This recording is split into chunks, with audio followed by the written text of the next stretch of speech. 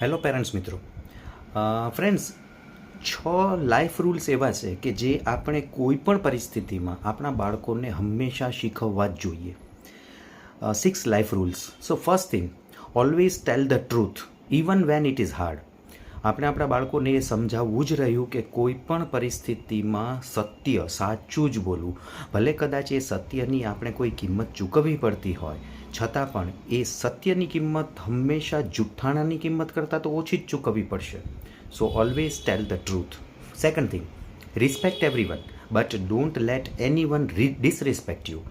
મતલબ કે બીજાનું સન્માન હંમેશા કરવાનું, પરંતુ તેનો અર્થ એવો પણ નથી કે તમે હંમેશા બીજાનું સન્માન કરતા રહો અને સામેવાળી કોઈ વ્યક્તિ એવી છે કે જે સતત તમારું અપમાન કરતી રહે. નો, બીજા લોકોને તમારો અપમાન કરવા માટેનો મોકો પણ નહીં આપવાનો.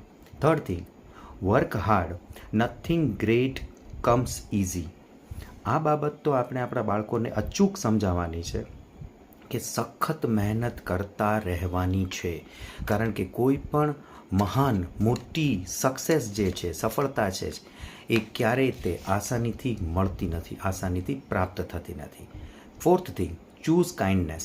It's a strength not a weakness.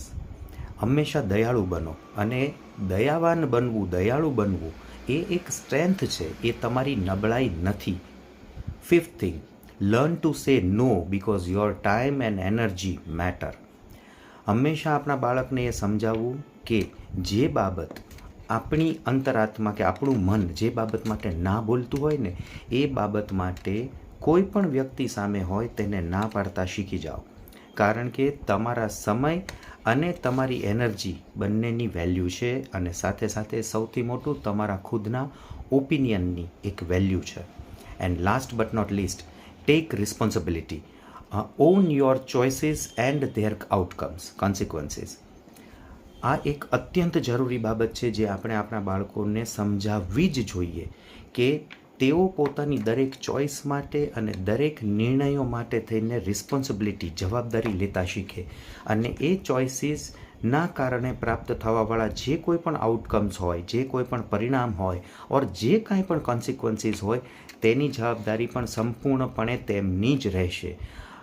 Friends, આ 6 લાઈફ રૂલ્સ એવા છે કે જે અચૂકપણે આપણે બધાએ આપણા બાળકોને શીખવવા જ જોઈએ. Think about it.